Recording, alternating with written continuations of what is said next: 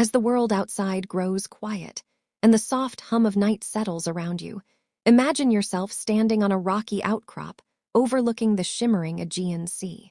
The air carries the scent of olive groves and wild thyme, while distant waves lap gently against the shores of a land that birthed stories, ideas, and dreams that still echo through time. Tonight, we embark on a journey through the history of ancient Greece, a tapestry woven with gods and heroes, philosophers and warriors, cities that rose like stars and fell like embers.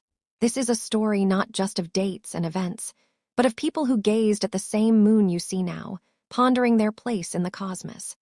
Let their lives, their triumphs, and their struggles lull you into a peaceful slumber as we wander through the cradle of Western civilization. This video is crafted to guide you gently into rest, with a narrative that unfolds like a dream, rich with vivid imagery and soothing rhythms. Whether you're tucked into bed or curled up in a cozy corner, let the history of ancient Greece carry you away. I'd love to know, where are you watching this from? What time is it there?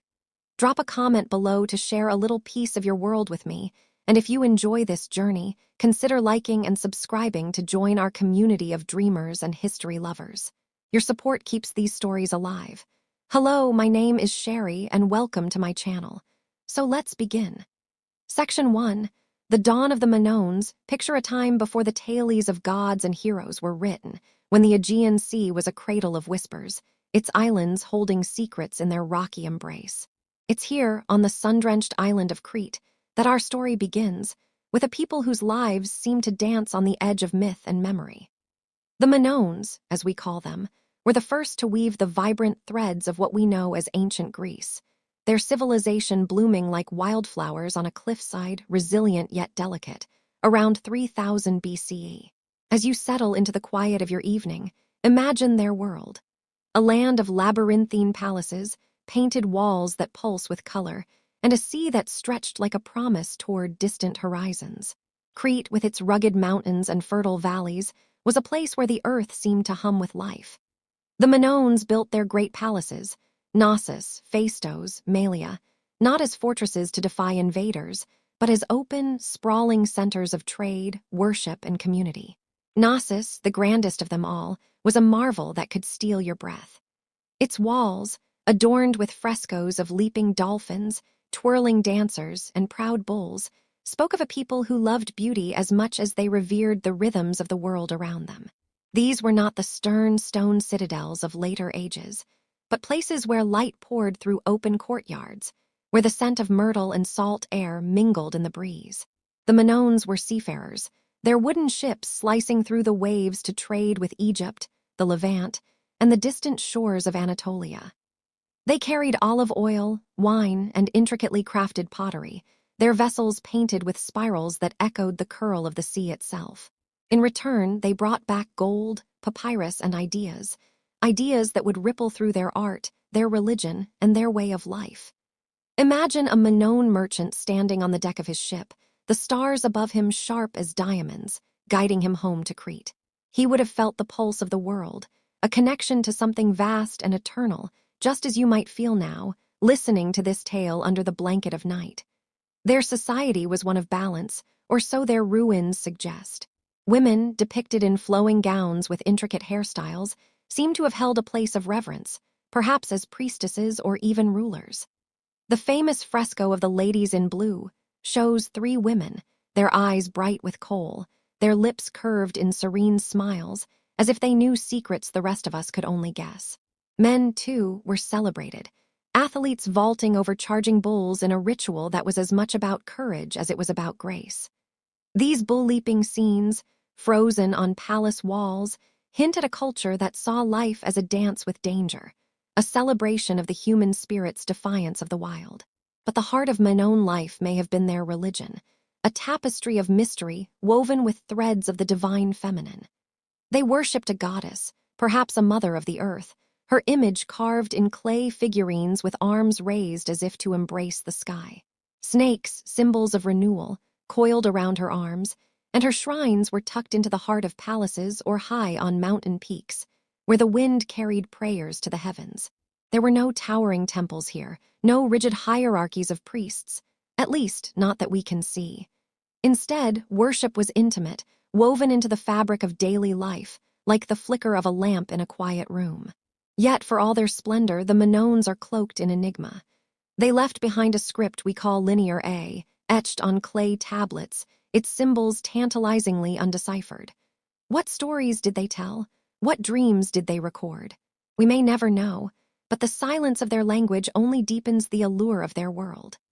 Imagine walking through the halls of Knossos, your footsteps echoing on stone floors, the walls whispering of a people who loved life fiercely, who painted their joys and fears in colors that still sing. The myths of the Minoans linger, too, like shadows cast by a fading sun. The tale of the Minotaur, that monstrous creature born of divine wrath, is said to have roamed the labyrinth beneath Knossos. Was it a story born of ritual, of bull worship gone dark in the telling? Or did it reflect a real place, a maze of corridors where the unwary could lose themselves? The Greek poet Homer, centuries later, would speak of Crete as a land of 90 cities, ruled by the legendary King Minos. Perhaps he was real, a king whose name became a myth, or perhaps he was a symbol of a civilization that seemed to touch the divine. But no civilization, no matter how radiant, can escape the tides of time. Around 1450 BCE, the Minoan world trembled. Some say it was the earth itself that turned against them, a volcanic eruption on the nearby island of Thera, modern Santorini, unleashing ash and tsunamis that choked the skies and battered Crete's shores. Others whisper of invaders, perhaps the Mycenaeans from the mainland, their bronze swords gleaming with ambition. The palaces burned, their frescoes buried under ash, their people scattered like leaves on the wind. Yet even in their fall, the Minoans left a legacy, a spark that would ignite the cultures to come, a whisper of beauty that would echo through the ages. As you drift closer to sleep, picture the ruins of Knossos under a silver moon, the stones still warm from the day's sun. The Minoans are gone, their voices lost to time, but their story is only the beginning.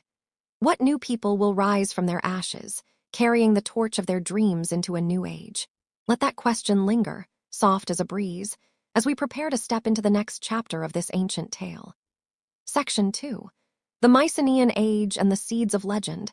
As the echoes of Minoan Crete fade into the night, imagine the Aegean Sea growing restless, its waves carrying whispers of a new people rising on the rugged mainland of Greece.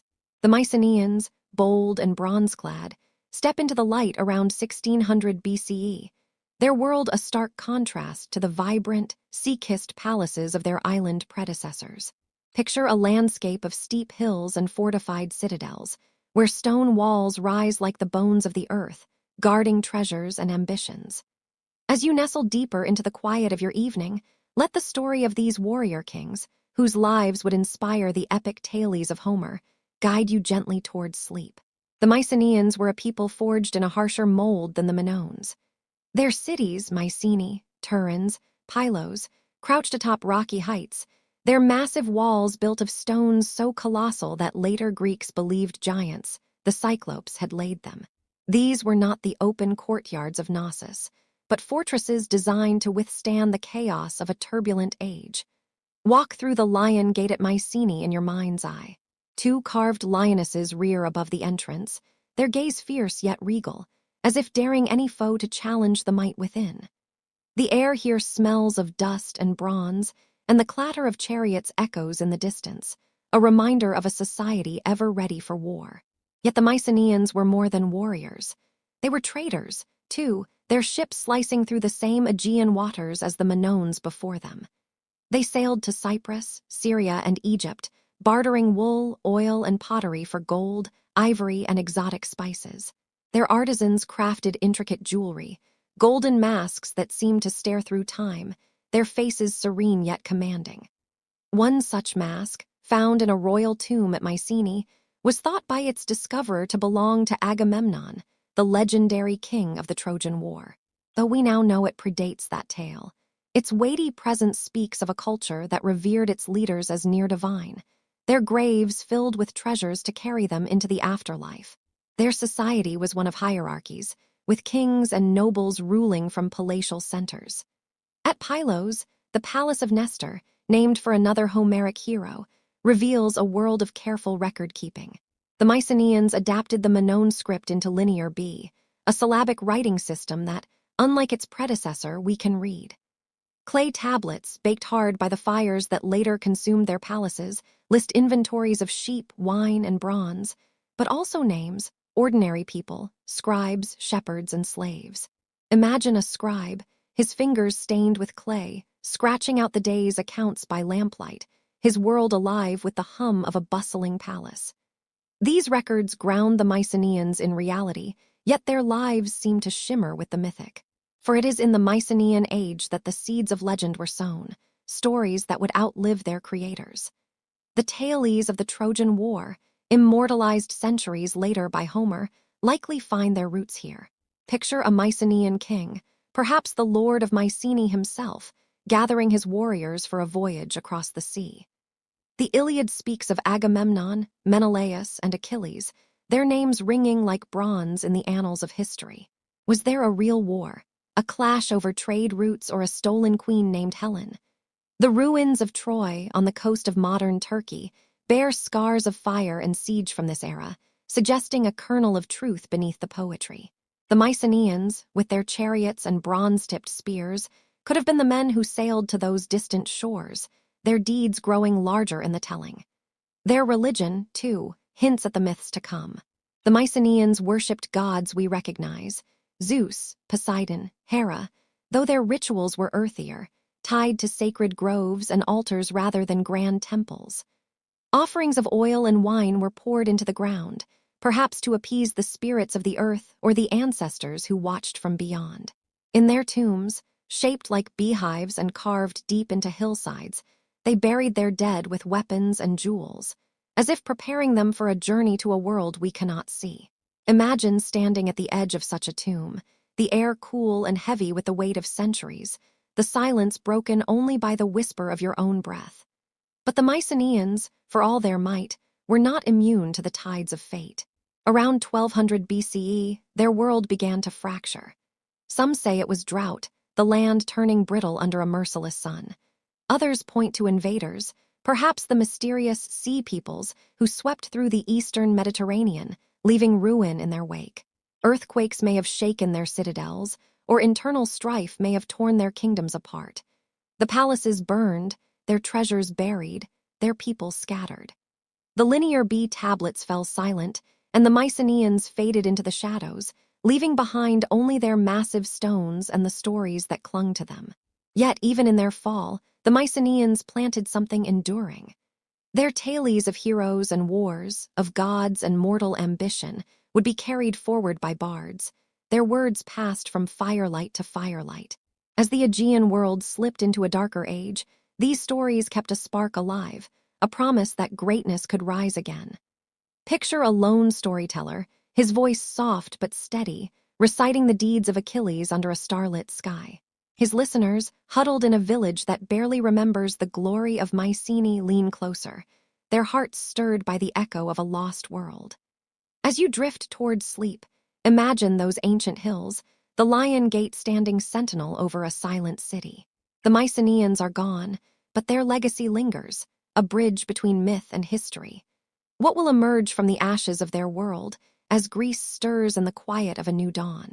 Let that question cradle you, soft as a lullaby, as we prepare to wander into the next chapter of this timeless tale. Section 3. The Dark Ages and the Flicker of Hope. As the embers of Mycenaean palaces cooled and their mighty walls crumbled into silence, Greece slipped into a shadowed time, a period we call the Dark Ages, stretching roughly from 1200 to 800 BCE. Picture a land where the grandeur of bronze-clad warriors and golden masks faded like a dream at dawn, leaving scattered villages huddled in the valleys of a once-proud world.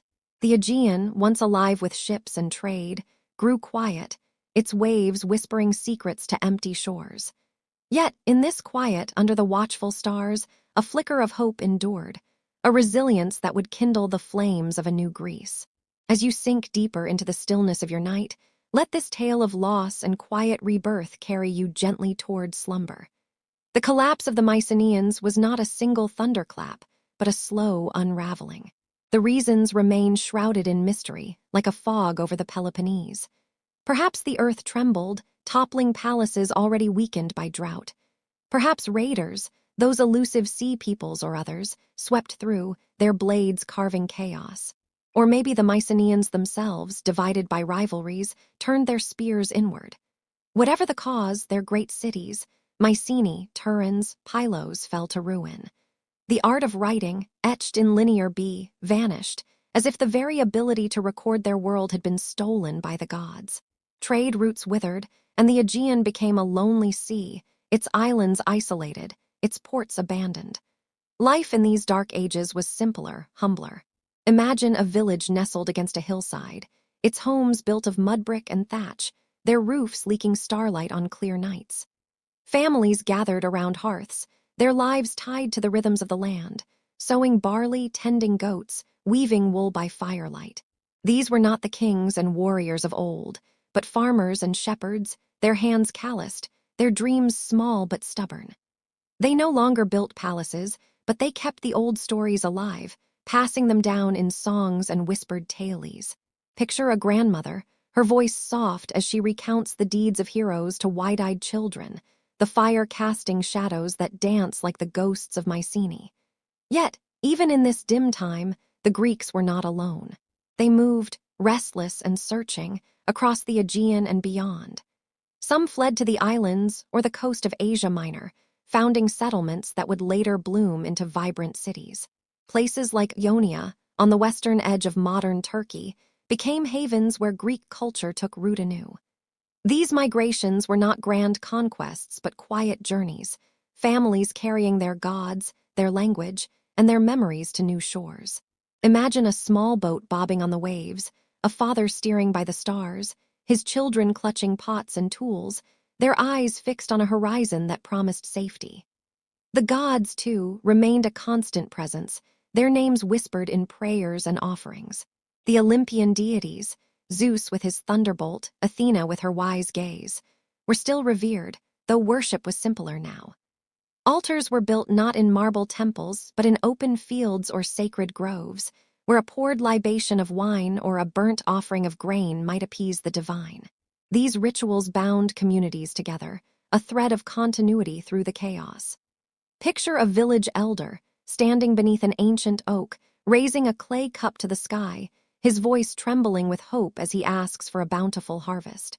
The gods, it seemed, had not abandoned their people, even in the darkest hours. Technology and art, once vibrant, grew quiet but did not die. Pottery, once adorned with intricate scenes of warriors and ships, became plainer, its designs reduced to simple lines and circles. Yet these vessels, found in graves and hearths, speak of a people who still took pride in their craft, who still buried their dead with care. Iron began to replace bronze, a shift born of necessity in a world where trade was scarce. A blacksmith, his face lit by the glow of a forge, might have hammered a new blade, its edge sharper than the bronze of old, a symbol of adaptation in a changing world. The Dark Ages were not without their sparks of innovation.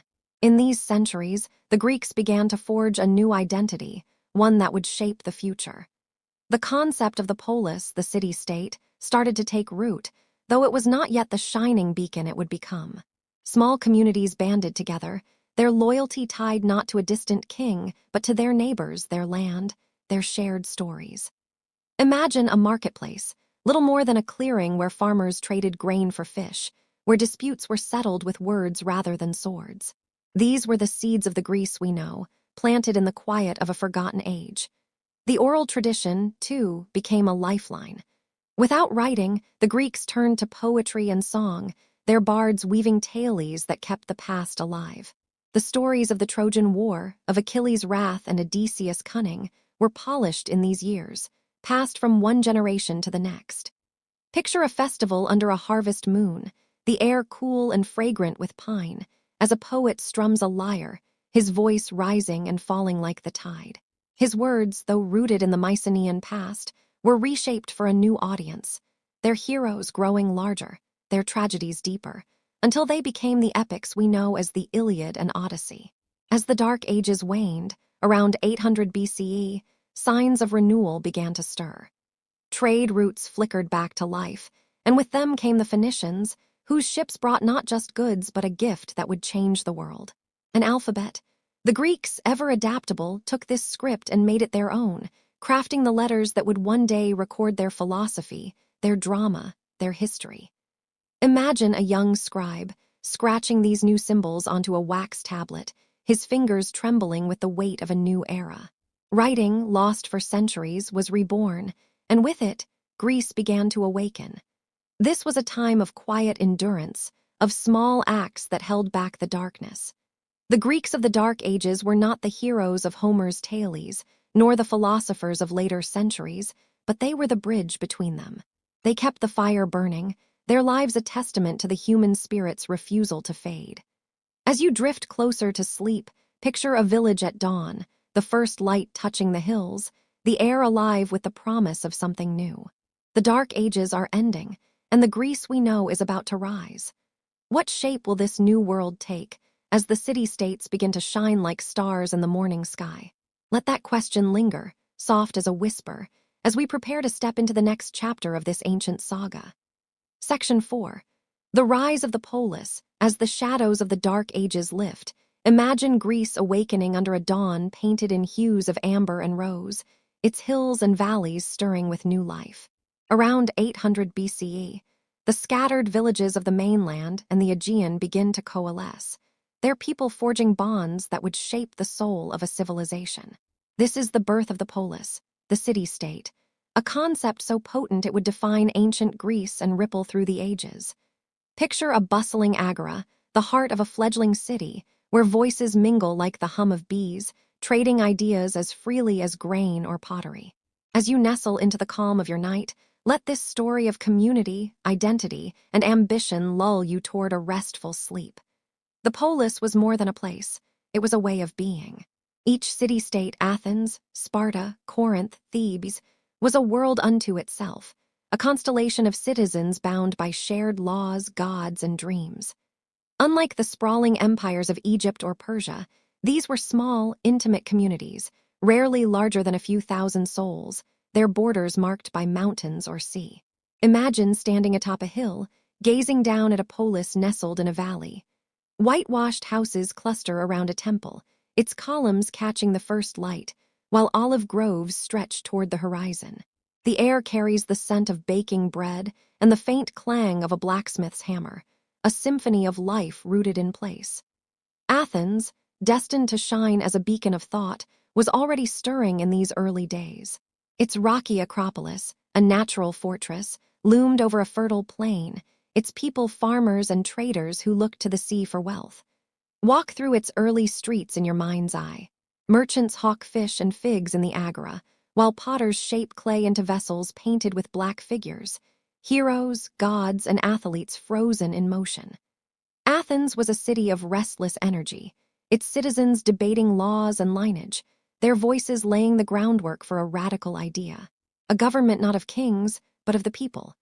Sparta, in contrast, was a study in discipline, cradled in the Peloponnese's Laconia Valley. Surrounded by stark mountains, its people lived simply, their lives shaped by the land's austerity. Picture a Spartan youth, his body honed by training, standing in the Eurotas River's shallows, his eyes fixed on the peaks that guarded his home. Sparta's polis was not just a city but a way of life, where every citizen was a warrior, every meal shared in common messes, every child raised to serve the state. Theirs was a world of iron resolve, yet even here, poetry and music wove through their rituals, a reminder that even the fiercest hearts could sing. Corinth, perched on the isthmus linking the Peloponnese to the mainland, was a crossroads of trade and ambition. Its harbors buzzed with ships from distant lands, their sails catching the wind like the wings of gulls. Imagine a Corinthian marketplace, vibrant with the colors of Phoenician dyes and the gleam of bronze from Cyprus.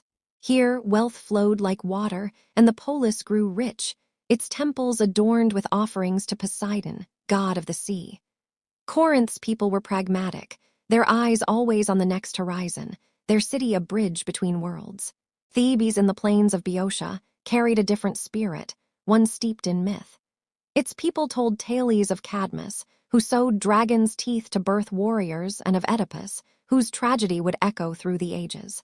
Picture a Theban festival, the air thick with incense, as priests offer prayers to Apollo at the city's sacred spring. Thebes was a polis of poets and farmers, its fields lush with grain, its heart tied to the stories that defined it. Each polis, though unique, shared a fierce loyalty to its own way of life, a pride that both united and divided the Greeks.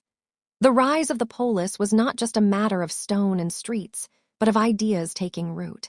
In these city-states, Greeks began to see themselves not as subjects of a distant king, but as citizens with a stake in their community's fate. Assemblies gathered in open squares, where men, freeborn and often landowning, debated laws, war, and justice. Imagine a citizen standing in Athens' early agora, his voice rising as he argues for a new festival or a raid against a rival polis. These debates, rough and unpolished, were the first sparks of democracy, though that word lay centuries ahead.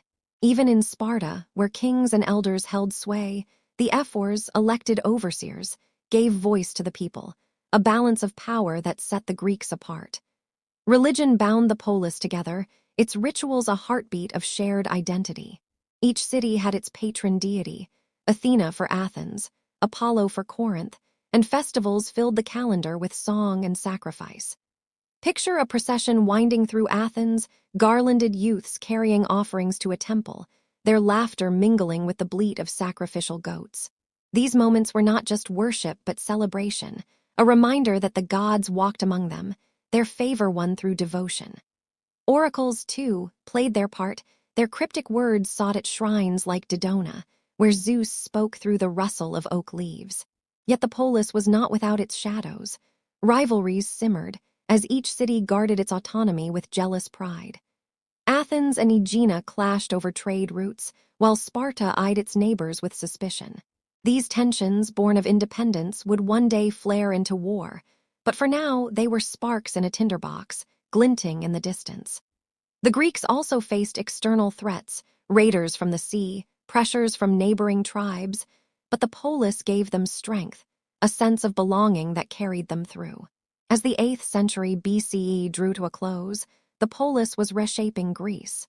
Trade revived, and with it came the alphabet, a gift from the Phoenicians that the Greeks molded to their tongue. Poets like Hesiod sang of gods and farmers, their verses capturing the spirit of a people finding their voice.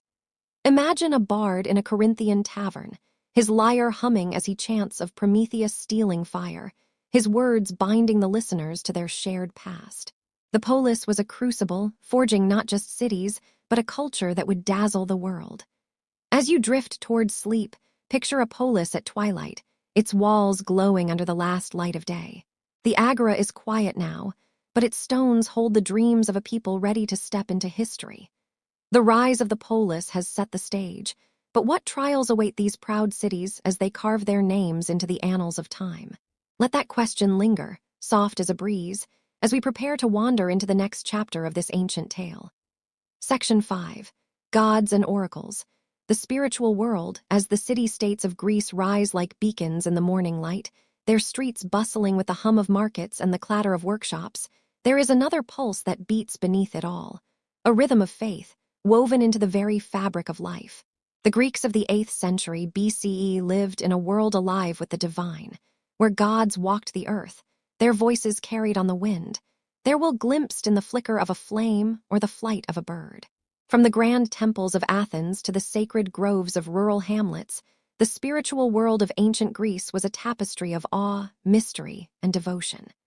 As you settle into the quiet of your evening, let this tale of gods and oracles, of mortals seeking meaning under an endless sky, guide you gently towards sleep. Imagine standing on a rocky hill at dawn, the air cool and fragrant with wild thyme, as a priestess pours a libation of wine onto a stone altar. The Greeks believed their gods were not distant overlords, but vibrant, flawed beings who shaped the world with their passions and whims. At the heart of their pantheon sat Zeus, king of the gods, his thunderbolt a symbol of raw power, his gaze watching from the peaks of Mount Olympus.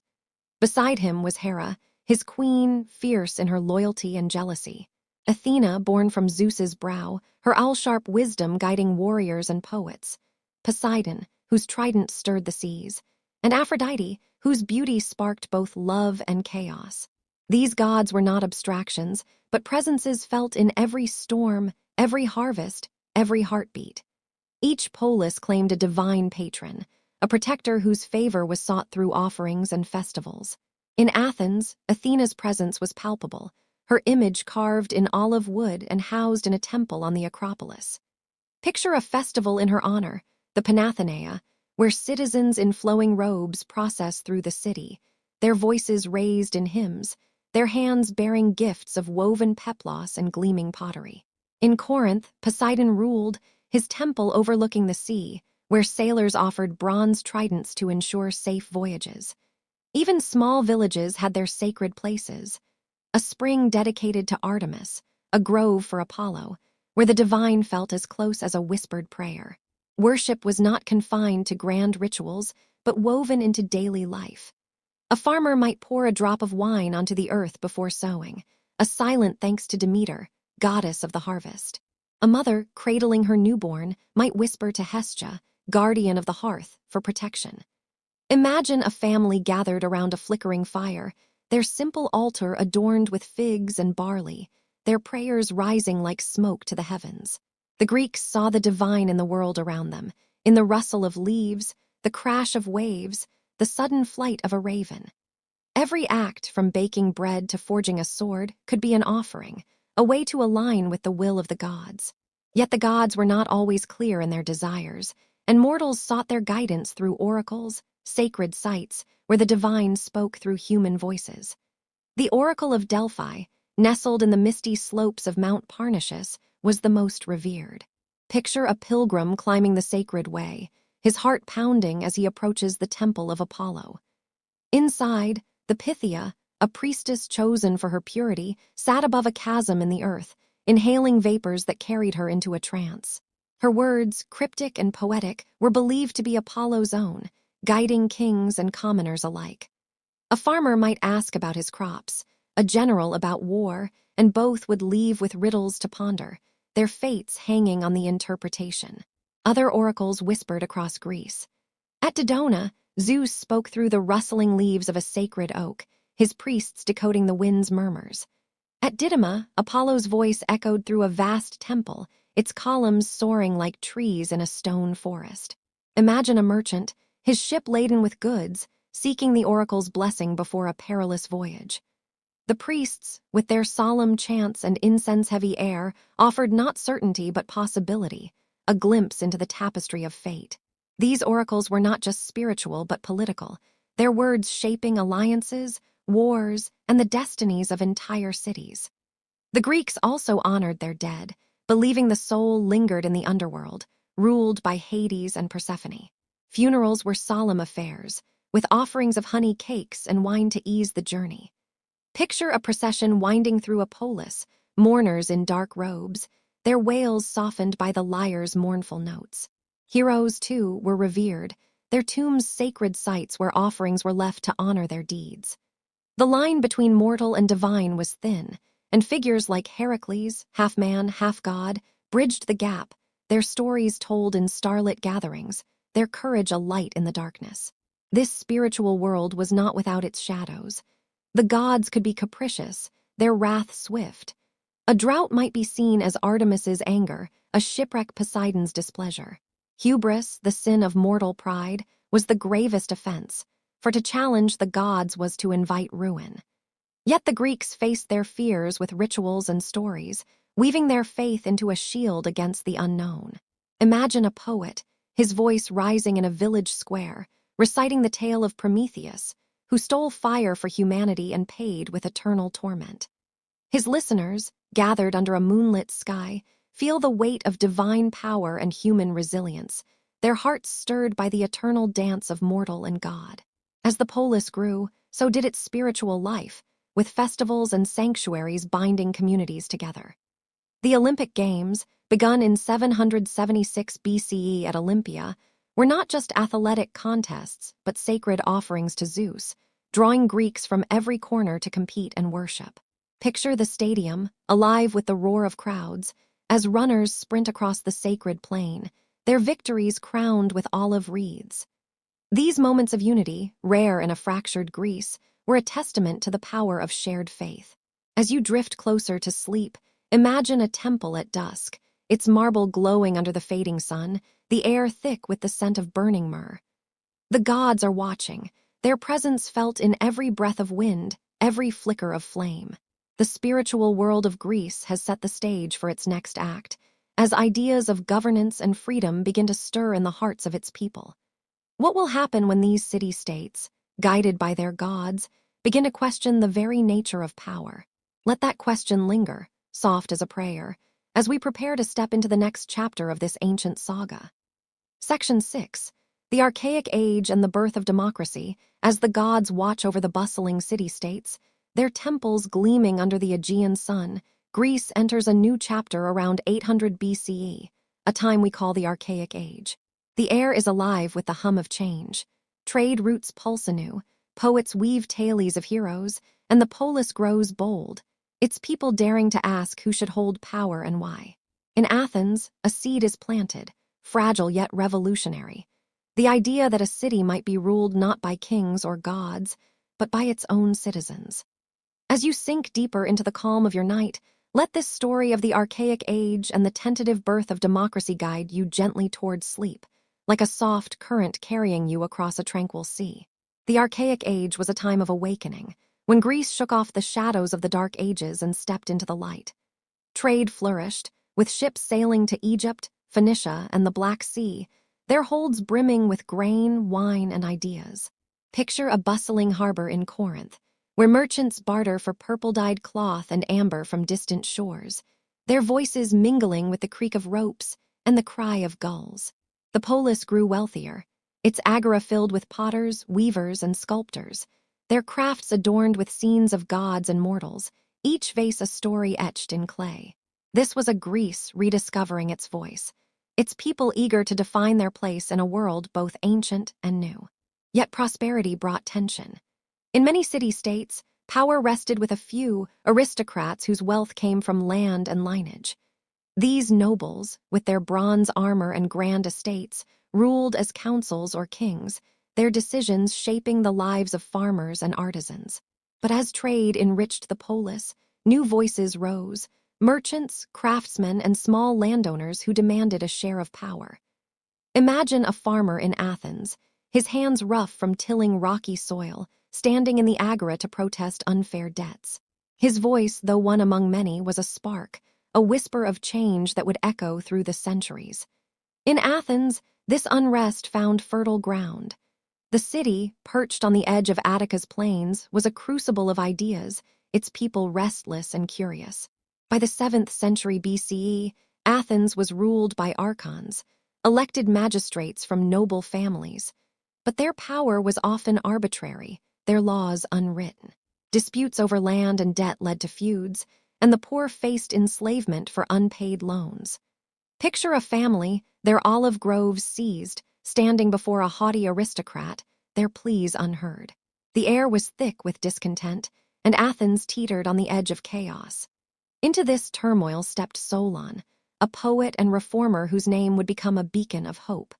Around 594 BCE, Solon was chosen as archon with extraordinary powers to heal the city's wounds. He was no radical, but a man of balance, his verses urging moderation in a world torn by greed. Solon's reforms were bold yet measured. He canceled debts, freeing those enslaved by them, and banned the practice of debt slavery. He reorganized Athens' social classes, giving political rights to those with wealth, not just noble birth. Imagine a merchant, once voiceless, now casting a vote in the assembly, his heart swelling with pride. Solon's laws were carved on wooden tablets, displayed in the agora for all to see, a promise that justice could be written, not merely spoken. Yet Solon's work was only a beginning. He refused to become a tyrant, though some urged him to seize absolute power. Instead, he left Athens, traveling the world, his reforms a fragile foundation. The city simmered, factions vying for control until another figure emerged. Cleisthenes, around 508 BCE. A nobleman with a revolutionary vision, Cleisthenes saw that true stability lay not in balancing elites, but in empowering the people. He reorganized Athens into tribes based not on family ties, but on geography, mixing rich and poor, city and countryside. Picture a village elder from Attica's hills, now sitting alongside an urban craftsman in the assembly, their voices equal. This was the birth of democratia, rule by the people, a word that would resound through history. Cleisthenes' democracy was not the democracy we know today. Only freeborn male citizens could vote, leaving women, slaves, and foreigners silent. Yet it was a radical leap, a system where the assembly, meeting on the Phoenix Hill, debated war, taxes, and laws. Imagine standing there, the Acropolis looming above, as hundreds of voices rise in debate, their words shaping the city's fate. Cleisthenes also introduced ostracism, a curious ritual where citizens could vote to exile a leader deemed too powerful, their names scratched on pottery shards.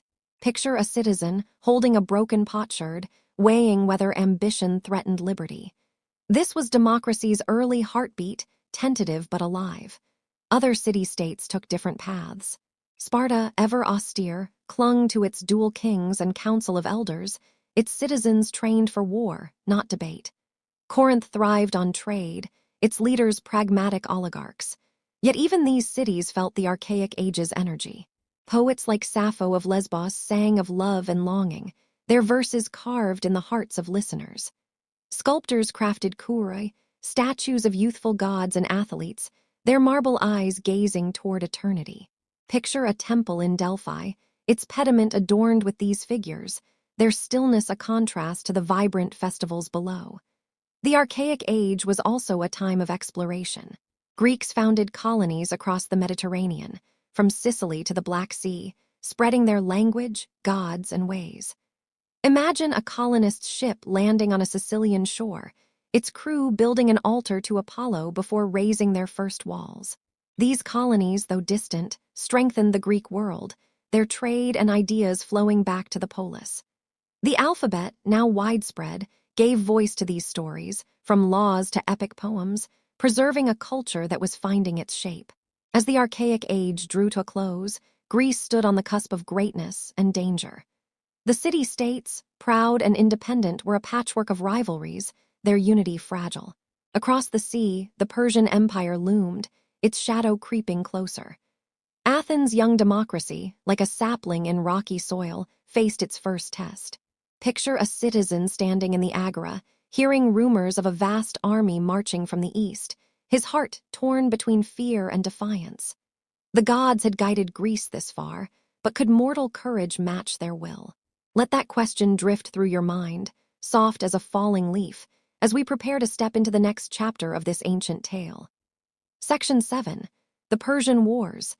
A test of unity, as the city-states of Greece find their footing, their temples and agoras humming with the pulse of a new era, a shadow gathers on the eastern horizon. The archaic age has kindled ambition and pride in the Greeks. But now, in the early 5th century BCE, they face a trial unlike any before, a clash with the Persian Empire, a colossus whose armies and wealth dwarf the scattered polis. Picture the Aegean Sea, its waves glinting under a restless sky, carrying whispers of an approaching storm. The Persian Wars, fought between 490 and 479 BCE, would test the Greeks' courage, their fragile unity, and their newborn ideals of freedom. As you drift into the quiet of your night, let this tale of defiance and sacrifice, of Marathon, Thermopylae, and Salamis, carry you gently towards sleep. The story begins with a spark in Ionia, the Greek cities along Asia Minor's coast, now under Persian rule. In 499 BCE, these cities, chafing under the weight of tribute and tyranny, rose in revolt, their cries for freedom echoing across the sea to Athens and Eretria. Imagine a young Ionian, standing on a rocky shore, watching Athenian ships arrive to aid their kin. The revolt, though bold, was crushed by Persia's might, its cities burned, their people bound in chains. Darius I, the great king, turned his gaze westward, determined to punish Athens for its defiance. Picture a Persian messenger landing in Athens, demanding earth and water as tokens of submission. The Athenians, their hearts ablaze with the new fire of democracy, hurled the envoys' demands into a pit, their answer a defiant no. In 490 BCE, Darius struck. A vast fleet sailed across the Aegean, landing at Marathon, a plain 26 miles from Athens. The Athenians, outnumbered, stood alone, save for a small force from Plataea. Their general, Miltiades, rallied his hoplites, citizen soldiers clad in bronze, their shields locked in a phalanx. Imagine the dawn at Marathon, the air thick with dust and fear, as 10,000 Greeks face a Persian host twice their size. The Athenians charged, their spears gleaming, their formation a wall of iron. Against all odds, they broke the Persian lines, driving them into the sea. Picture a runner, Phidippides, racing to Athens with news of victory, his breath ragged, his final words, "We have won," before collapsing, a legend born in sacrifice. Marathon was more than a battle. It was a statement that a small polis could defy an empire. But Darius's defeat only stoked Persia's wrath. 10 years later, in 480 BCE, his son Xerxes launched a second invasion, his army a tide of men, some say hundreds of thousands, bridging the Hellespont with boats to march into Greece. Picture the pontoon bridge, swaying under the weight of warriors, horses, and chariots, a marvel and a menace. The Greeks, divided by rivalries, faced a choice: unite or fall. In a rare moment of solidarity, Athens, Sparta, and other polis formed an alliance, their oaths sworn before the gods. Yet the odds seemed impossible, the Persian host a storm cloud blotting out the sun. The first stand came at Thermopylae, a narrow pass where the land pinched between mountain and sea. Here, King Leonidas of Sparta led 7,000 Greeks, including his 300 elite Spartans, to hold the pass against Xerxes' horde. Imagine the scene: cliffs looming above, waves crashing below as the Spartans, their red cloaks vivid against the stone, stand shoulder to shoulder.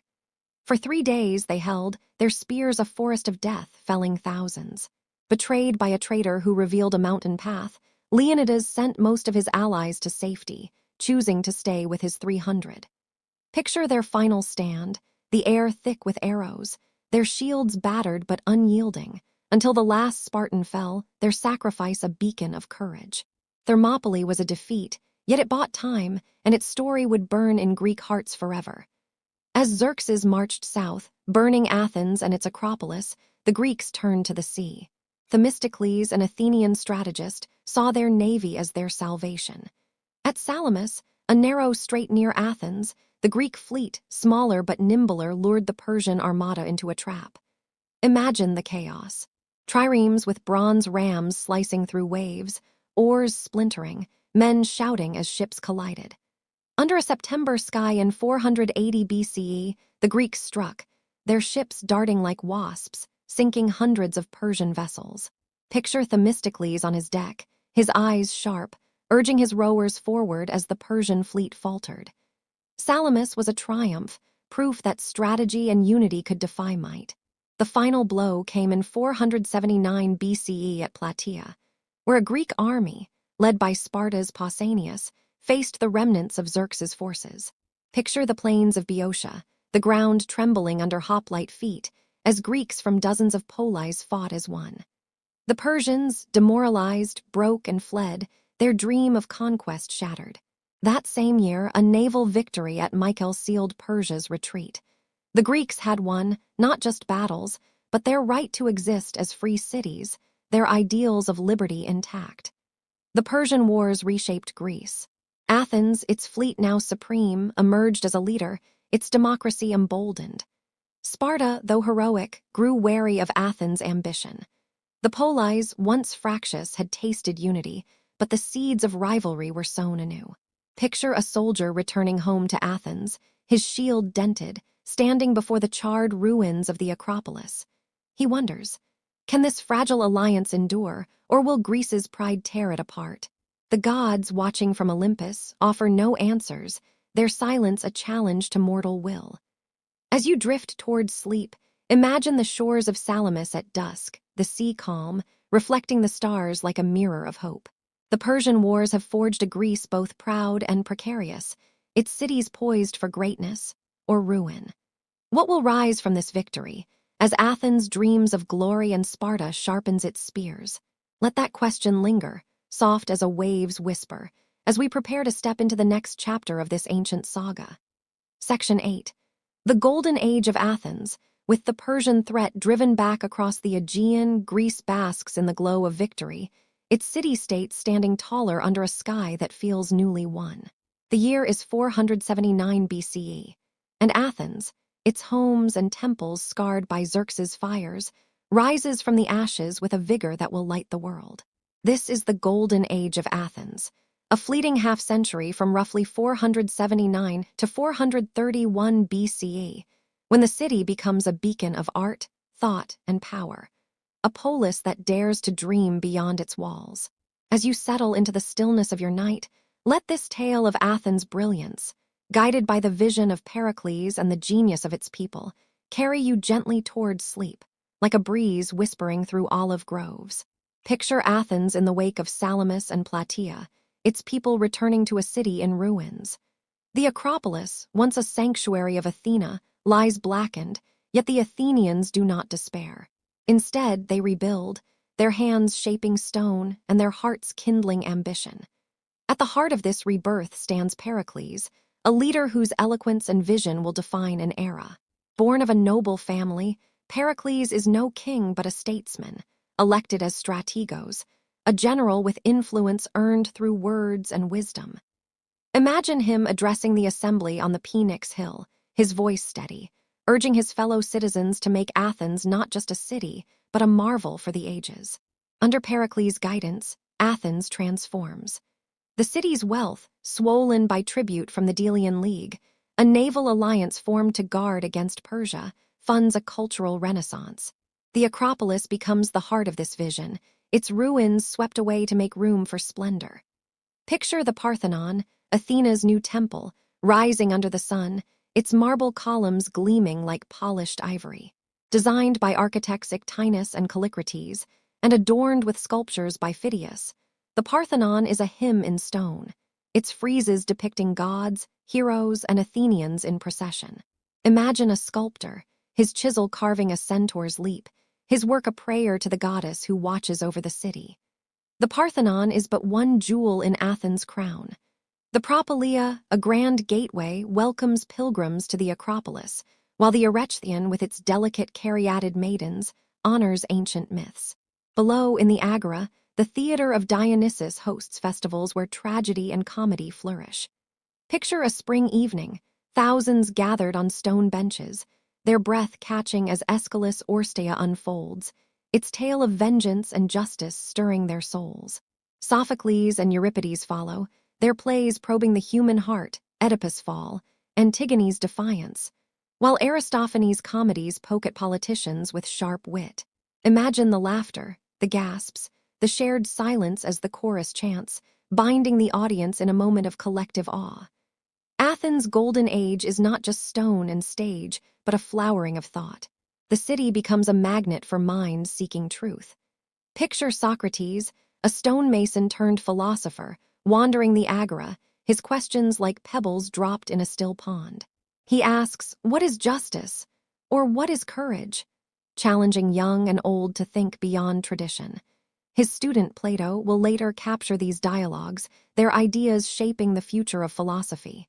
Imagine a young Athenian, his mind alight, debating with Socrates under a plane tree, the stars above mirroring the sparks of their words.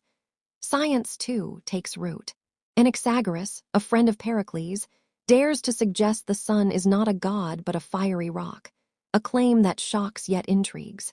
Doctors like Hippocrates begin to see illness not as divine punishment, but as a puzzle of the body, their observations laying the groundwork for medicine. Picture a healer in a quiet courtyard, mixing herbs by lamplight, his notes scribbled on papyrus, a step toward understanding life's mysteries. Even history finds a voice. Herodotus, the father of history, travels the world, weaving tales of the Persian wars, his stories blending fact with wonder. Athens' navy, the backbone of its power, rules the Aegean. The Delian League, once a voluntary alliance, becomes an Athenian empire, its allies paying tribute to fund the city's grandeur. Picture a trireme gliding through the waves, its rowers chanting, its bronze ram gleaming like a shark's tooth. Themistocles' vision of sea power has made Athens untouchable, its harbors bustling with trade from Egypt to the Black Sea. Yet this dominance breeds resentment. Cities like Thebes and Corinth chafe under Athens' demands, while Sparta, ever watchful, sees a rival growing too proud. Life in Athens is vibrant but unequal. Democracy thrives, with citizens voting on laws and war, yet women, slaves, and foreigners have no voice. Picture a woman weaving in her courtyard, her world confined yet rich with stories of Athena's wisdom. Slaves, toiling in silver mines or households, keep the city running, their lives a shadow to the citizens' glory. Still, the agora hums with diversity, merchants from Phoenicia, poets from Ionia, all drawn to Athens' light. Pericles, in his famous funeral oration, calls Athens the school of Hellas, a city whose culture and courage inspire all Greece. Imagine him speaking at a fallen soldier's grave, his words soaring. We do not imitate, but are a model to others. His vision is not just of power, but of a legacy that will endure beyond marble and bronze. Yet, as Athens shines, cracks form.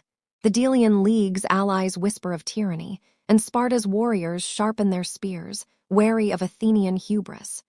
As you drift towards sleep, picture the Parthenon at twilight, its columns aglow, a testament to a city at its peak. Athens' golden age is a blaze of creativity and ambition, but its light casts long shadows. The gods, watching from Olympus, know that pride often precedes a fall. What will happen when Athens' glory collides with Sparta's iron will, and the polis turn against one another? Let that question linger, soft as a fading star, as we prepare to step into the next chapter of this ancient saga. Section 9. Sparta's Shadow. The warrior ethos, as Athens basks in its golden glow, its temples and theaters shimmering under the Aegean sun, another city casts a stark, unyielding shadow across Greece. Sparta, cradled in the rugged valley of Laconia, stands as a counterpoint to Athenian splendor, a polis forged in discipline, where every citizen is a warrior, every life a testament to sacrifice. In the 5th century BCE, as Athens dreams of empire and immortality, Sparta hones its blades, its people living by a code that prizes duty above all.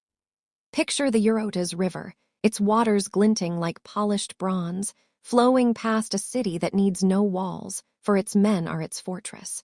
As you nestle into the quiet of your night, let this tale of Sparta's austere ethos and unyielding spirit guide you gently towards sleep, like a steady drumbeat echoing through the hills. Sparta is not a city of marble or poetry, but of earth and iron. Its homes are simple, its agora modest, its temples unadorned. Unlike Athens, where wealth and art flourish, Sparta's strength lies in its people, molded from childhood into instruments of war. Imagine a Spartan boy, just 7 years old, leaving his mother's arms to enter the agoge, a brutal training system designed to forge warriors. Picture him running barefoot across rocky fields, his body toughened by cold nights and sparse meals, his heart taught to value loyalty to Sparta above life itself. These boys learn to fight, to endure pain, to move as one in the phalanx, a formation where shields lock like scales on a serpent, unbreakable and deadly. The Spartan ethos is rooted in a legend of survival. Long before the Golden Age, in the 8th century BCE, Sparta's founders conquered the fertile lands of Laconia and Messenia, enslaving their people as helots. These state-owned serfs worked the fields, freeing Spartans to train for war, but their numbers, outnumbering citizens 10-1, bred fear. Picture a helot toiling under the sun, his eyes lowered but burning with resentment, while a Spartan warrior watches, spear in hand. This tension shaped Sparta's soul, its citizens ever vigilant, their lives a balance between strength and suspicion. Sparta's government reflects this balance. 2 kings, descended from ancient lines, rule alongside a council of elders, the Gerousia, and 5 elected ephors who wield significant power. Imagine a council meeting in a Spartan hall, the air heavy with the scent of pine, as elders debate war or law, their voices measured, their decisions final. The ephors, chosen by citizens, ensure no king grows too powerful, a check born of Sparta's distrust of ambition. Yet even here, the people have a voice. The apella, an assembly of male citizens, votes by shouting, their cries echoing like a battle charge. This is no Athenian democracy, but a system rooted in order, where every man knows his place. Spartan women, too, are unlike their Athenian counterparts. They are not confined to spinning wool or tending hearths, but trained in athletics, their bodies strong to bear warriors. Picture a Spartan girl racing along the Eurotas, her laughter bold, her spirit as fierce as her brother's. These women own land, manage estates, and speak with authority, their role vital in a society where men are often away at war. A mother's farewell to her son, shield in hand, is legendary. Return with it or on it. Imagine her standing tall, her eyes unyielding, as she sends him to battle, her pride a flame that burns without tears. Life in Sparta is communal, austere. Citizens eat in common messes, their meals of black broth, a mix of pork, blood, and vinegar, shared in rough equality. Picture a mess hall at dusk, warriors seated on wooden benches, their laughter mingling with tales of valor, their bonds forged in sweat and blood. Music and dance, though simple, are cherished, their warlike choruses praising courage. Even poetry finds a place. Tyrtaeus verses, urging Spartans to stand firm in the phalanx, are sung by firelight, their rhythm a heartbeat of duty. Sparta's military is its glory. The hoplite phalanx, with its long spears and heavy shields, is a machine of precision, each man trained to move as one. Imagine a Spartan army on the march, their red cloaks a scarlet tide, their bronze armor gleaming under the sun. Their discipline is unmatched, their courage proven at Thermopylae, where Leonidas and his 300 held the pass against Persia. That sacrifice, though a defeat, cemented Sparta's legend, its warriors the standard by which all others are measured. Picture a young recruit, hearing of Leonidas, his heart swelling with the resolve to honor that legacy. Yet Sparta's strength is also its cage. The Aegean breaks as many as it builds, and the Helots' unrest is a constant shadow. Sparta shuns trade and wealth, its currency not gold but iron bars, its economy stagnant compared to Athens' bustling harbors. Picture a Spartan elder watching Athenian ships sail past, his brow furrowed with suspicion. Athens' growing power, its Delian League now an empire, stirs unease in Sparta's heart. The two polis, once allies against Persia, now eye each other warily, their differences, art versus discipline, freedom versus order, widening like a chasm. Sparta is not without its softer moments. Festivals like the Hyacinthia honor Apollo with dance and song, young girls weaving garlands under starlit skies. Picture a Spartan maiden, her hands deft with flowers, her voice rising in a hymn that blends reverence with pride. Even here, in these fleeting joys, the warrior ethos lingers, for every Spartan knows their peace is bought with vigilance. As the 5th century BCE progresses, Sparta stands as a paradox, a city of unparalleled strength, yet bound by fear of rebellion and change. Its warriors are Greece's shield, but its refusal to bend may be its weakness. Picture a Spartan standing on a hill, gazing north toward Athens, its temples gleaming in the distance. He wonders, can two such opposites coexist, or will their clash shake the very foundations of Greece? Let that question drift through your mind, soft as a falling ember, as we prepare to step into the next chapter of this ancient saga. Section 10. The Peloponnesian War. A house divided, as the sun sets over the Aegean, casting golden light on Athens' gleaming Parthenon and Sparta's rugged hills. A tension simmers beneath Greece's proud surface. The year is 431 BCE, and the city-states, once united against Persia, now stand divided, their rivalries a smoldering fire ready to blaze. The Peloponnesian War, a conflict that will rage from 431 to 404 BCE with a brief pause, pits Athens' naval empire against Sparta's disciplined warriors, tearing the Greek world apart. Picture the agora of Athens, its voices hushed with fear, and the training fields of Sparta, alive with the clash of spears. As you sink into the calm of your night, let this tale of ambition, betrayal, and loss guide you gently toward sleep, like a tide pulling you into its depths. The seeds of war were sown in the Golden Age. Athens, flush with wealth from the Delian League, had grown into an empire, its navy ruling the seas, its culture dazzling the world. But this dominance bred resentment. Corinth, Thebes, and other polis chafed under Athens' demands for tribute, while Sparta, ever wary of change, saw a rival whose pride threatened the balance of Greece. Imagine a Corinthian merchant, his ships taxed by Athenian patrols, whispering grievances to Spartan envoys under a starlit sky. Small disputes over colonies, trade, or slights piled like dry tinder, until a spark in 431 BCE set them ablaze. Athens' blockade of Potidaea, a Corinthian ally, and its sanctions against Megara, a Spartan friend. The war's first phase, called the Archidamian War, began with Sparta's invasion of Attica, Athens' countryside. Picture Spartan hoplites, their red cloaks vivid against green fields, burning olive groves and farms. Athens, under Pericles' leadership, refused to meet them on land, retreating behind its long walls, fortifications linking the city to its port, Piraeus. Imagine Athenians crowded within these walls, their homes abandoned, their eyes fixed on the sea where their triremes held sway. Pericles' strategy was bold. Rely on the navy, raid Sparta's coasts, and outlast the enemy. But fate dealt a cruel blow. In 430 BCE, a plague swept through Athens, its cramped streets a breeding ground for death. Picture families huddled in makeshift shelters, their prayers to Apollo unanswered, as the disease claimed thousands, including Pericles himself by 429 BCE. Without Pericles, Athens' resolve wavered. New leaders like Cleon pushed for aggressive campaigns. In 425 BCE, Athens scored a stunning victory at Pylos, capturing Spartan warriors, a humiliation for a city that prized surrender above death. Imagine a Spartan prisoner, his head bowed, marched through Athens' agora, the crowd's jeers a bitter contrast to his pride. Yet Sparta struck back, seizing Amphipolis, a key Athenian colony. The war ground on, a cycle of raids and sieges, neither side yielding. Picture a weary Athenian sailor, his hands blistered from oars, scanning the horizon for Spartan ships, his heart torn between duty and despair. In 421 BCE, a fragile peace, the Peace of Nishes, paused the fighting.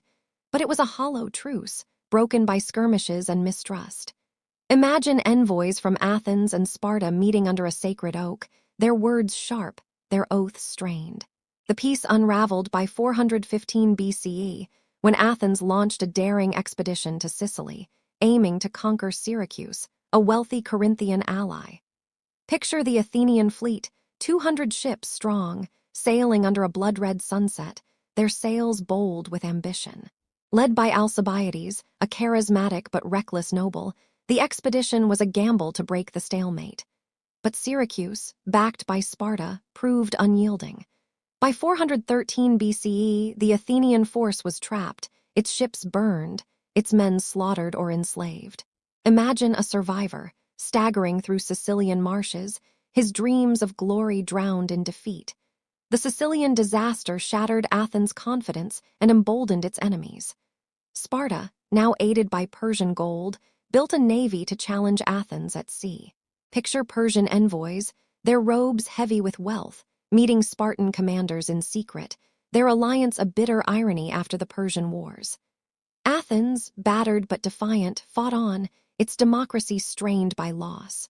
In 411 BCE, a coup briefly replaced it with an oligarchy, only for the citizens to restore their government. Imagine a sailor in Piraeus, his voice hoarse, rallying his fellows to defend their freedom, their votes a flicker of hope. The war's final years were a death spiral. Sparta's navy, led by Lysander, tightened the noose. In 405 BCE, at Aegispotami, Lysander ambushed the Athenian fleet, destroying it in a single blow. Picture the wreckage floating on the sea, Athenian rowers clinging to debris, their city now defenseless. By 404 BCE, Sparta besieged Athens, its walls no longer a shield. Starved and broken, Athens surrendered. Imagine the long walls being torn down, the sound of falling stone a dirge for a fallen empire. Sparta imposed an oligarchy, the 30 tyrants, but Athens' spirit endured, its democracy restored within a year. The Peloponnesian War left Greece scarred. Athens' empire was gone, its treasury empty, its golden age a memory. Sparta, though victorious, was ill-suited to lead, its rigid ways alienating allies. The polis, once vibrant, were weakened, their unity fractured. Picture a farmer returning to his ruined fields, his hands trembling as he sows anew, wondering if Greece can heal. The historian Thucydides, who chronicled this war, saw it as a tragedy of human nature, ambition unchecked, pride unbound. His words, written by lamplight, echo like a warning across time. As you drift toward sleep, imagine Athens' harbor at dawn, its waters still, reflecting a city humbled but unbroken. The war has ended, but its wounds linger, and new voices, philosophers seeking truth, begin to rise from the ashes. What will these thinkers, born in the shadow of conflict, teach a weary Greece? Let that question linger, soft as a fading echo, as we prepare to step into the next chapter of this ancient saga. Section 11. The Age of Philosophers. As the dust of the Peloponnesian War settles over a weary Greece, its cities scarred and its people chastened, a new light begins to flicker in the agora of Athens. The year is 404 BCE, and though the city's empire lies in ruins, its spirit stirs anew, not in marble or warships, but in questions that pierce the soul. The Age of Philosophers dawns, a time when men like Socrates, Plato, and Aristotle dare to probe the mysteries of existence, their ideas reshaping not just Greece, but the very foundations of human thought. Picture a quiet courtyard in Athens, where a man with a weathered face and probing eyes challenges passers-by to define truth. As you drift into the calm of your night, let this tale of wisdom and wonder guide you gently towards sleep, like a soft melody carried on the evening breeze. The war's end left Athens humbled, its democracy restored but fragile, its people grappling with loss. Amid this uncertainty, Socrates emerged as a gadfly, stinging the city awake with his relentless questions. Born around 470 BCE, he was no aristocrat or poet but a stonemason, his hands calloused, his appearance unremarkable, barefoot, with a broad nose and piercing gaze. Yet his mind was aflame, burning through complacency. Picture him in the agora, surrounded by young men, asking, "What is justice?" Or "What is the good life?" His method, Socratic questioning, forced his listeners to examine their beliefs, peeling back layers of assumption like an onion. Imagine a merchant, flustered, trying to define courage, only to find his answers unraveling under Socrates' gentle but unyielding scrutiny. Socrates wrote nothing, yet his voice echoed through Athens. He taught no doctrine, only the pursuit of truth, urging his students to know thyself. His dialogues, often held under the shade of a plane tree or in a bustling marketplace, drew both admirers and enemies. Picture a young Athenian, his heart racing, as Socrates dismantles his pride with a single question, leaving him both humbled and enlightened. But Socrates' probing was not without cost. In 399 BCE, Athens, still raw from war and betrayal, charged him with corrupting the youth and impiety. Imagine the trial, the courtroom heavy with tension, as Socrates defends himself, unbowed, declaring, "An unexamined life is not worth living." Condemned to drink hemlock, he faced death with calm, his final moments a testament to his principles. Picture his friends, weeping as he sips the poison, his eyes fixed on a truth beyond the mortal veil. From Socrates' shadow rose Plato, his greatest student, born around 427 BCE. Where Socrates questioned, Plato built, crafting a philosophy that wove reason and wonder into a vision of the ideal. His academy, founded in Athens around 387 BCE, was a grove of learning, its olive trees shading debates on justice, beauty, and the soul. Picture students gathered in its halls, their voices rising as they ponder Plato's dialogues, works like the Republic, where he imagines a perfect state ruled by philosopher kings. Plato's theory of forms proposed a world beyond the senses, where perfect ideals, truth, goodness, beauty, exist in eternal purity. Imagine a scribe, his stylus scratching papyrus, capturing Plato's vision of a soul yearning for the divine, like a bird straining toward the sky. Plato's ideas were not just abstract, but a response to Athens' turmoil. The war had exposed the flaws of democracy, its vulnerability to demagogues, its sway by passion. His ideal state, though utopian, was a critique of human nature's frailties. Picture a young noble, reading Plato by lamplight, wrestling with the question, can wisdom govern better than votes? Yet Plato's influence stretched beyond politics. His writings, rich with myth and metaphor, explored love, death, and the cosmos, their elegance a bridge between philosophy and poetry. Imagine a festival in Athens, where actors recite Plato's tale of the cave, its shadows a warning against mistaking illusion for reality. From Plato came Aristotle, born in 384 BCE in Stagira, a northern Greek city. At 17, he joined the academy, his mind a sponge absorbing Plato's teachings, yet sharp enough to forge his own path. After Plato's death, Aristotle founded the Lyceum, a school where he walked as he taught, earning the nickname Peripatetic. Picture him pacing under a colonnade, his students trailing, as he lectures on logic, ethics, or the stars. Aristotle's genius was his breadth. Biology, physics, politics, poetry, all fell under his gaze. His Nicomachean ethics sought the golden mean, a life of balance between excess and deficiency. Imagine a farmer hearing Aristotle's ideas, nodding as he ponders a life of moderation, his plow steady in the furrow. Aristotle's method was grounded, unlike Plato's soaring ideals. He observed the world, classifying plants, animals, and governments with a scientist's eye. Picture him dissecting a fish by the Aegean shore, his notes meticulous, seeking patterns in nature's chaos. His politics analyzed the polis, arguing that humans are political animals, thriving only in community. His ideas, preserved in lecture notes, would shape centuries, from Rome to the Renaissance. Imagine a student, his wax tablet filled, dreaming of a world ordered by reason, not war. The age of philosophers was not Athens alone. In other polis, thinkers like Xenophon and Diogenes challenged norms, while Pythagorean schools in southern Italy blended mathematics with mysticism. Picture a Pythagorean, stargazing, seeking harmony in numbers, his mind adrift in the cosmos. Yet Athens remained the heart, its agora a crucible where ideas clashed and grew. The war had broken Greece's body, but its mind flourished, these philosophers planting seeds that would bloom across time.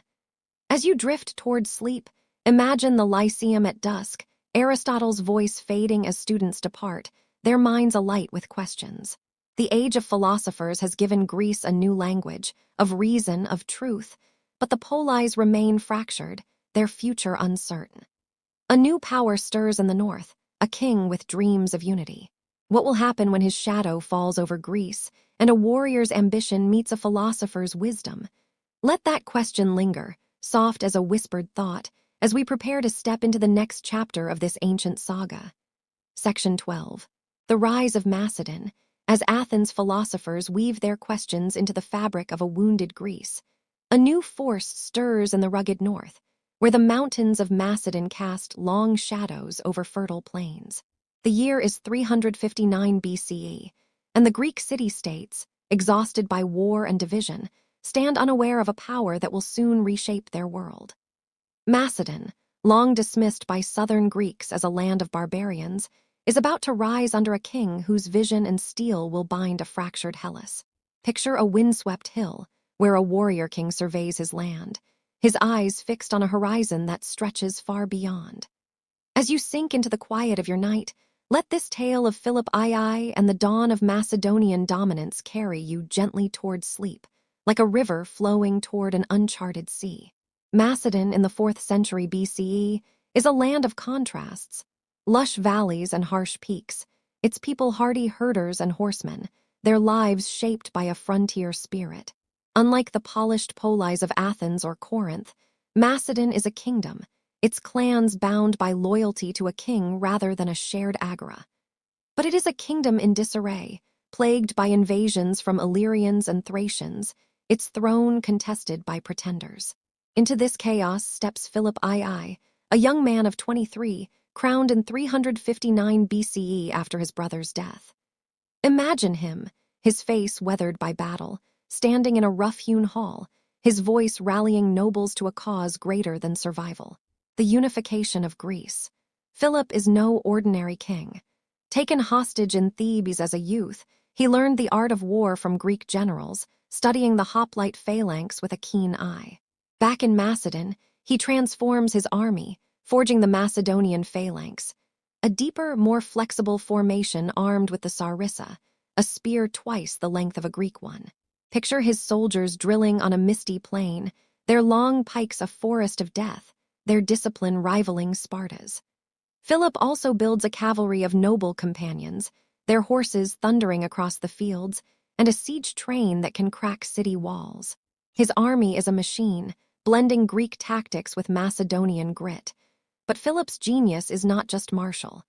He is a master of diplomacy, wielding bribes, marriages, and promises like weapons. Picture him at a banquet, his laughter warm as he seals an alliance with a Thracian chieftain, or offering his daughter's hand to secure a border. He conquers not just with spears but with words, turning rivals into allies. By 346 BCE, he controls much of northern Greece, from Thessaly to Thrace, his influence creeping south. Imagine a Thessalian farmer watching Macedonian troops march past, their armor gleaming, wondering if this king is savior or conqueror. The southern polis, weakened by the Peloponnesian War, watch Philip with growing unease. Athens, its democracy vibrant but its navy diminished, clings to its ideals of freedom. Sparta, proud but isolated, refuses to bow.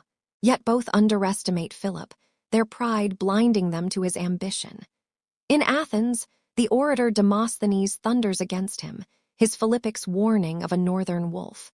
Picture Demosthenes in the assembly, his voice rising like a storm, urging Athenians to resist, while others, swayed by Philip's gold, argue for peace.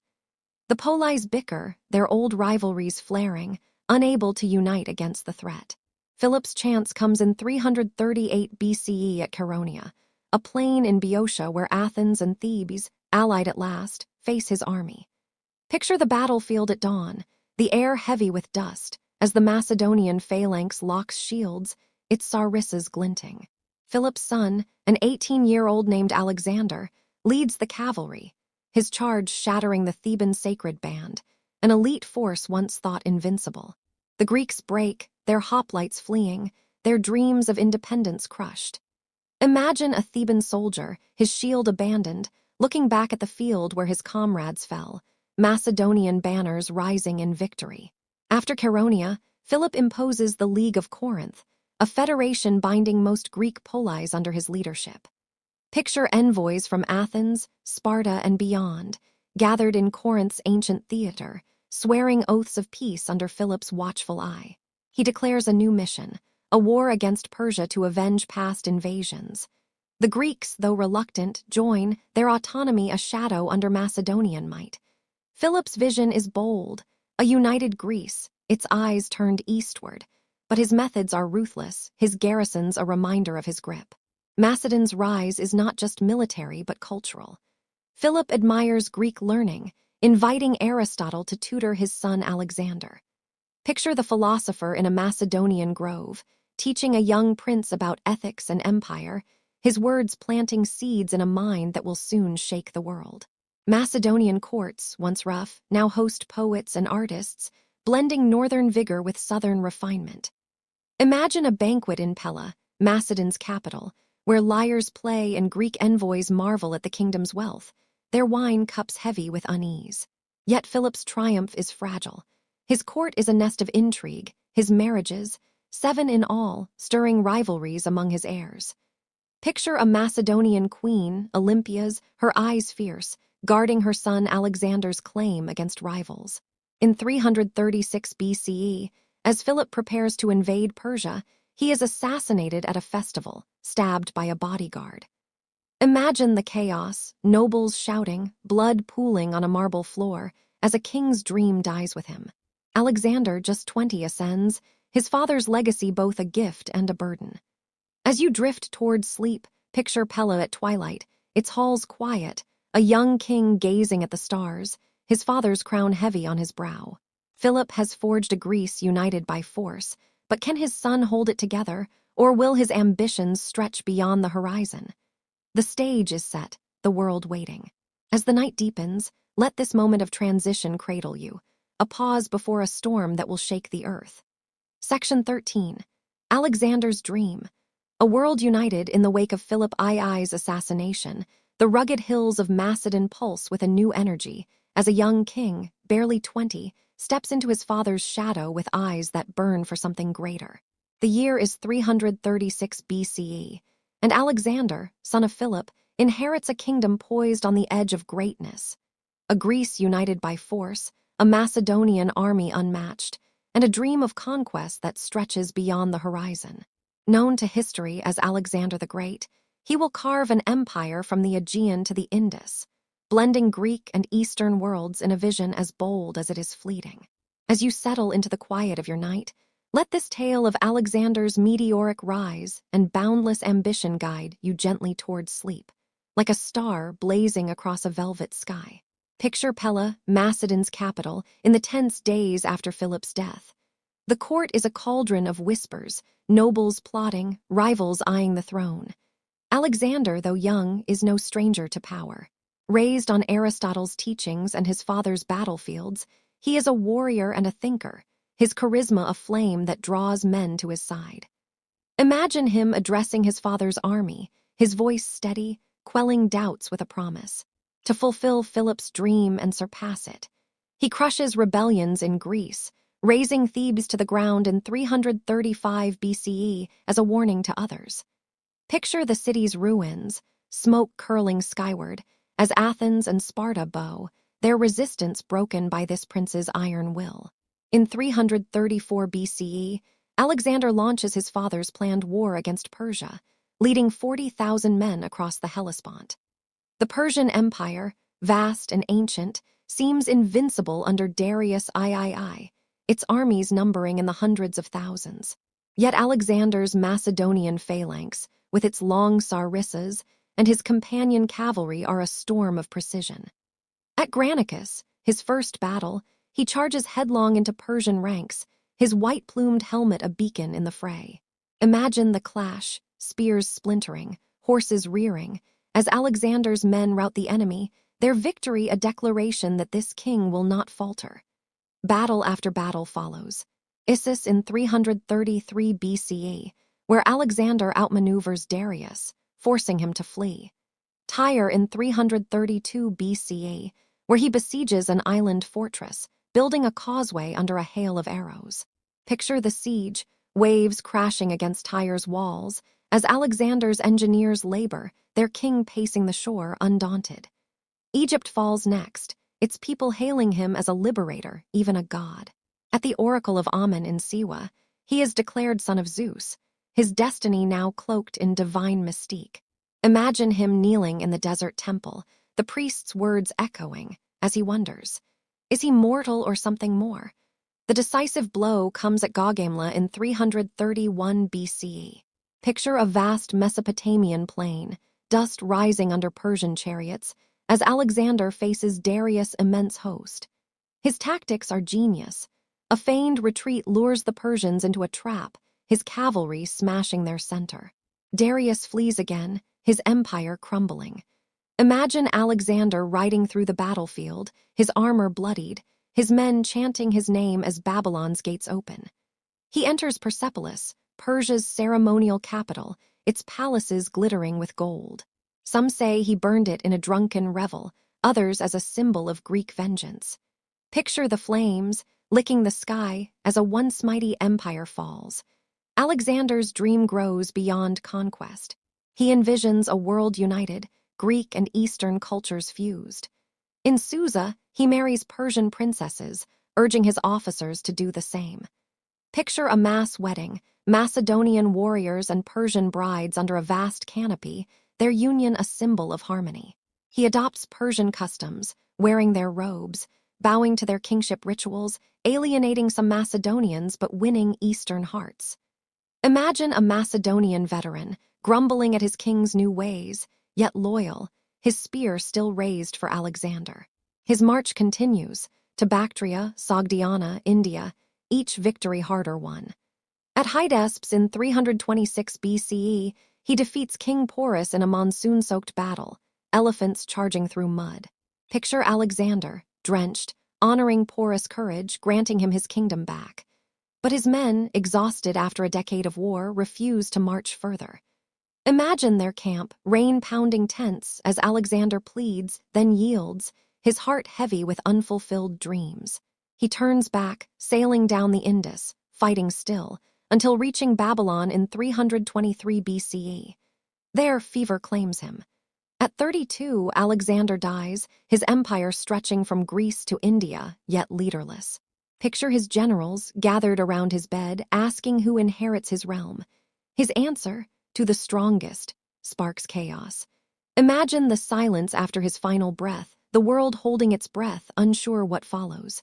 His empire fragments, his successors fighting over scraps, yet his legacy endures. Hellenistic cities, Greek culture spread across continents, a world forever changed. As you drift towards sleep, picture Babylon's ziggurats under a crescent moon, the air still, as if mourning a king who burned too brightly. Alexander's dream has redrawn the map, but his death leaves a void. What will rise from this fractured empire as new kingdoms forge their paths in his shadow? As the night wraps around you, let this moment of endings and beginnings carry you into dreams. Section 14. The Hellenistic Age. A new world order, as the flame of Alexander's life flickers out in Babylon in 323 BCE. The vast empire he forged, a tapestry stretching from the Aegean to the Indus, trembles on the edge of chaos. The young king's death leaves no clear heir, only a dream of unity that his successors, the Diadochi, will tear apart in their hunger for power. Yet from this fracture rises the Hellenistic Age, a vibrant, sprawling era from 323 to 31 BCE, where Greek culture blends with the East, creating new kingdoms, cities, and ideas that shimmer like stars across a changed world. Picture a bustling marketplace in Alexandria, where Greek philosophers debate beside Egyptian priests, their voices mingling with the scent of spices and the hum of trade. As you settle into the stillness of your night, let this tale of a world reborn guide you gently towards sleep, like a soft tide lapping at a distant shore. Alexander's empire, vast as it was, could not hold without his iron will. His generals, men hardened by years of conquest, vie for control, their loyalty to his vision dissolving in ambition. Picture a tense council in Babylon, the air thick with mistrust, as Antigonus, Seleucus, Ptolemy, and others stake their claims. The wars of the Diadochi erupt, a series of brutal conflicts that carve the empire into fragments. By 275 BCE, three major kingdoms emerge: the Seleucid Empire in Persia and Mesopotamia, the Ptolemaic Kingdom in Egypt, and the Antigonid dynasty in Macedon and Greece. Imagine a map redrawn, its lines jagged with blood, each kingdom a blend of Greek and local traditions, their rulers crowned as gods yet bound by mortal flaws. In Egypt, Ptolemy I, a shrewd general, founds a dynasty that makes Alexandria its jewel. Picture this city by the Mediterranean, its lighthouse, the Pharos, one of the world's wonders, guiding ships to a harbor alive with commerce. The Library of Alexandria, a beacon of learning, draws scholars from across the known world. Imagine a scribe in its halls, unrolling papyrus scrolls, copying Euclid's geometry or Callimachus' poetry, their words a bridge between cultures. The Ptolemies, blending Greek and Egyptian ways, rule as pharaohs, their temples honoring both Zeus and Amun. Picture a festival in Alexandria, where Greek actors perform tragedies beside priests chanting to Osiris, their voices a harmony of worlds. The Seleucid Empire, sprawling across Persia, Syria, and beyond, is a mosaic of peoples, Persians, Babylonians, Greeks, united under a Hellenistic crown. Seleucus I and his heirs build cities like Antioch, their streets laid out in Greek grids, their markets buzzing with silk from the east and wine from the west. Imagine a Seleucid merchant, his caravan winding through desert oases, trading Athenian pottery for Indian spices, his tales of distant lands spreading Greek ideas. Yet the Seleucids struggle to hold their vast realm, their borders nibbled by Parthians and rebellious satraps. Picture a Seleucid king, his throne heavy with gold, gazing at a horizon he cannot fully control. In Greece, the Antigonids rule Macedon, their grip on the polis tenuous. Athens and Sparta, though shadows of their former selves, cling to their pride, resisting Macedonian overlords. Picture an Athenian orator in the Agora, his voice sharp, decrying foreign rule, while Macedonian garrisons watch from nearby hills. The polis form leagues, like the Aegean and Aetolian, seeking strength in unity, but their rivalries persist, a faint echo of the Peloponnesian War. Imagine a Spartan elder, training youths in the old ways, his heart torn between tradition and a world that no longer bows to Sparta's spear. The Hellenistic age is a cauldron of culture, where Greek language and ideas, Koine Greek, a common dialect, bind distant lands. Philosophers like Epicurus and Zeno found new schools in Athens. Epicureanism, seeking pleasure through simplicity, and Stoicism, preaching virtue through reason. Picture a Stoic teacher, standing in a painted stoa, urging his students to find calm amid life's storms, his words a comfort to a turbulent age. Art flourishes, too, with sculptures like the winged victory of Samothrace, its marble wings seeming to soar. Imagine an artist, chiseling by lamplight, capturing the wind's motion in stone, his work a hymn to human skill. Science and mathematics thrive, especially in Alexandria. Euclid's Elements maps the logic of geometry, while Archimedes in Syracuse calculates the secrets of levers and buoyancy. Picture Archimedes in his workshop, sketching spirals on papyrus, shouting, "Eureka!" as he uncovers a truth. Astronomers like Aristarchus propose the Earth orbits the Sun, a radical idea lost to time but reborn centuries later. Imagine a scholar, gazing at the stars through a bronze instrument, his mind charting paths beyond the heavens. Yet the Hellenistic world is not without strife. The kingdoms clash, their armies draining treasuries, their borders shifting like sand. In Greece, the polis weaken, their autonomy fading under Macedonian shadow. Picture a farmer in Corinth, his fields trampled by passing armies, wondering if freedom is a fading dream. Across the Mediterranean, a new power rises. Rome, its legions eyeing the Hellenistic East with growing hunger. The Ptolemies and Seleucids, once mighty, falter under internal feuds and external threats, their splendor dimming. As you drift toward sleep, imagine Alexandria's harbor at dusk, ships gliding past the Pharos, their sails catching the last light. The Hellenistic age has spread Greek culture far beyond its shores, a legacy of cities and ideas that will endure. But as Rome's shadow lengthens, what will become of this vibrant world, its kingdoms poised on the edge of twilight? As the night deepens, let this moment of brilliance and fragility carry you into dreams. Section 15. The twilight of ancient Greece as the Hellenistic kingdoms glitter under the Mediterranean sun, their cities alive with the hum of Greek ideas and Eastern riches. A new shadow creeps across the horizon. By the 2nd century BCE, the world forged by Alexander's dream begins to wane, its vibrancy dimming under the weight of internal strife and an emerging power. Rome, the polis of Greece, once fierce in their independence, and the sprawling kingdoms of the East now face their twilight, their legacy destined to endure not in empires, but in the timeless gifts of art, philosophy, and democracy. Picture a quiet Athenian agora, its stones worn by centuries, as a philosopher gazes west, sensing a change in the wind. As you nestle into the calm of your night, let this tale of Greece's fading light and enduring spirit guide you gently towards sleep, like a soft ember glowing in the dusk. The Hellenistic world, though brilliant, is fragile. The Seleucid Empire, vast but unwieldy, crumbles under rebellions and Parthian incursions. Picture a Seleucid king in Antioch, his throne adorned with gold, yet his eyes weary, as reports of lost territories pile like autumn leaves.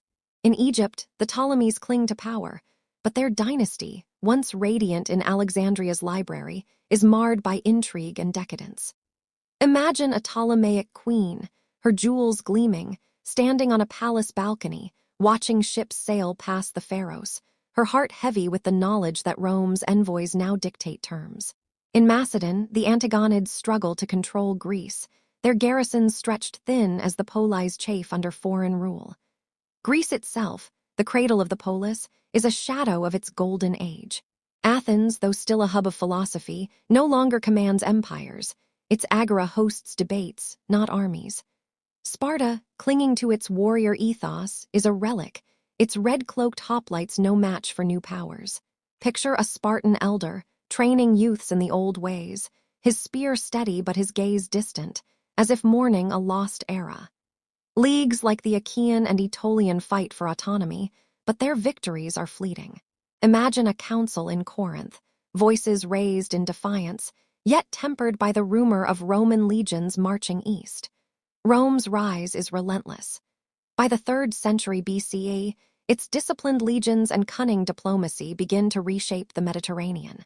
The Second Macedonian War 200–197 BCE sees Rome crush Philip V, Macedon's king, at Cynocephaly.